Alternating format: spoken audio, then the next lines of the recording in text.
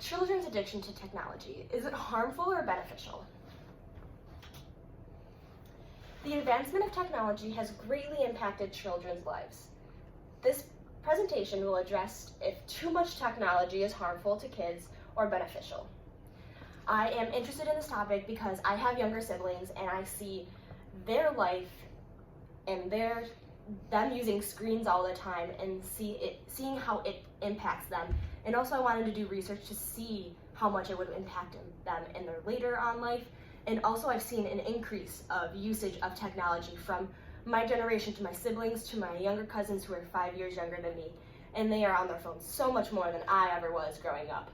So I was really interested to seeing how much children are addicted to their phones and technology, and to see if there's any benefits to it, and also if there is any harmful side effects. First, technology is beneficial to children. These are quotes found from Kevin Costley, and he says, technology helps students to be more engaged during the school day. This can be from watching a presentation, or you always see a presentation in pictures. Having that can draw students in and have them be more engaged. Also, there's Kahoot, where students can play games online to learn more, for them to be able to understand content more. It helps provide meaningful learning experiences. Technology is a part of everyday life and future jobs, looking up information and communication. It is great to teach these children steps now to show them how to do this the correct way. And I know that there's even classes now that discuss research and how to do proper research. And I think that is a huge thing, especially for as children grow older and get into college and need to do certain things towards their major. Finally, technology can help students with disabilities integrate, communicate on a daily basis. This is huge, especially in music therapy. There are multiple students who have poor communication and they struggle communicating either because of cognitive issues, processing delay issues, as well as deafness, or also the unable ability to even verbally address somebody. So there are communication devices or iPads that students will carry around to communicate with others, and this is super, super helpful. And I don't think that it would be helpful if they did not have those technology advancements in this particular area.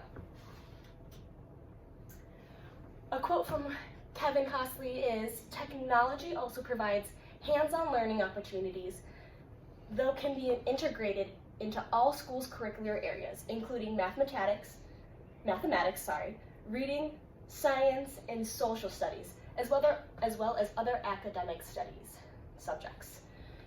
These factors combined can lead to a positive impact on students' learning and motivation. I know when I was younger, if there was a game going on, I was so excited to be in class, and if we were getting a presentation, it was a huge, huge thing. So those are the ways that technology can increase motivation and draw students in.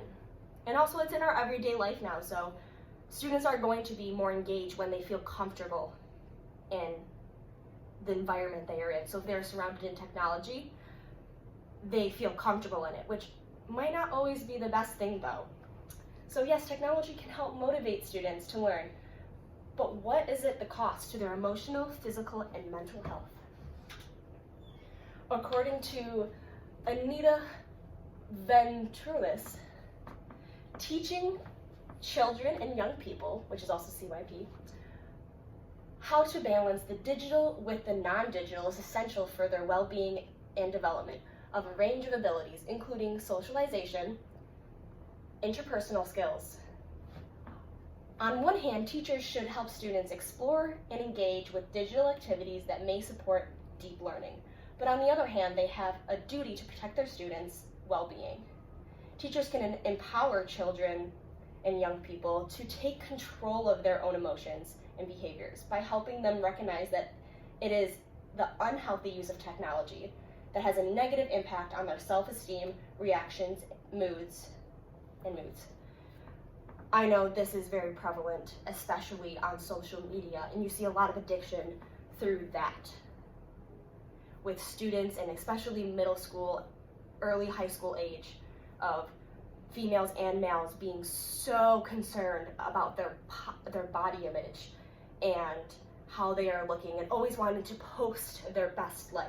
So nobody really knows how students are physically actually doing. This is a way that self-esteem can be really plummeted, and student self-esteem can go way down because of social media and seeing all these models post pictures of them being the typical body image. It's not very good for these students, and it does not help their self-esteem, and especially their moods. Here are some pictures just to show more technology being used with children. So here's why technology is harmful to kids. Due to distance learning, children experience more restlessness and stress. I know during COVID-19, we were all pushed, to go online, and this, I know, caused me a huge great deal of stress, as well as everybody around me. I know lots of my cousins were failing classes because all they wanted to do was just sit down in bed and just watch TV, not do the work. Also, too much time on smartphones causes more loneliness, depression, and anxiety among children. Children need their phones with them at all times, even at night. They can feel anxious. I know sometimes I am like, oh my gosh, where's my phone? And I freak out when I don't have it, and that just shows the addiction you have for the phone, that you cannot physically be apart from it. And I see this around children. I see this around my siblings who are 7 and 9 years old, where they're like, oh no, I can't find the iPad, I can't find the iPod. What am I going to do? It's kind of sad to see that. Also, children use their phones as a crutch when meeting new people in uncomfortable circumstances. I know if I'm ever feeling anxious or feel weird in a new situation, my first instinct is to pull out my phone. And that's everybody's instinct. And that's just the addiction of the habit, also just looking on. This also isn't good for meeting people and being sociable. We need those interactions with others, especially students who are getting older. They need that personal interaction to have peers, make new relationships as well. These sources were found from Amanda Storm. According to Pierre Paulo Lemoyne, as much as smartphones are a way of escaping loneliness and lockdown, they also are responsible for causing serious mental illness, including depression, anxiety, sleep irritability, and cognitive impairment. Amanda Strom also states school-aged children should reduce their screen device time per day and periodically take breaks every 30 minutes. They should also avoid using devices before bed in order to maintain a healthy sleep pattern. In a study, this is the same study that I researched, and in this one, it said that students who use their phones super close to bed, it causes them to not get a full REM cycle of sleep, and their brain has not fully decompressed from the day. So having that time away from their phones is extremely important. Parents need to be aware of the amount of time their students are spending on their devices and set clear boundaries. Creating time to spend as a family doing physical activities is a great way to reduce screen time and increase physical health outcomes. My overall beliefs and worldview of this is children are exposed to an extensive amount of technology throughout their school day and home life. My siblings, it's a little different because they are homeschooled, so my mom limits the amount of screen time they are allowed to use throughout the day, especially during the school day. My mom does not use any technology. It's all handbooks, written in stuff, paper to look at. But I know my cousins who are in public school, they will go and look at screens all day.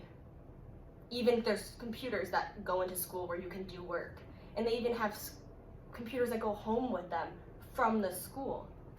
And I know after they get home from school, they go straight to playing video games right away. It is being pushed at schools through all learning situations, and the kids come home unwind using technology too. What happened to kids being able to free play outside and use their imagination? I know growing up, I wasn't on technology a lot, didn't really watch TV. I was very much an outdoors kid, so I would love to run and play.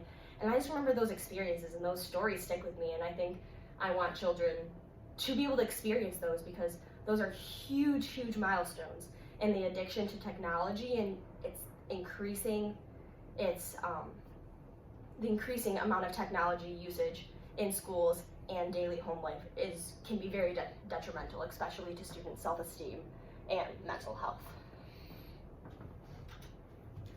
Thank you for listening.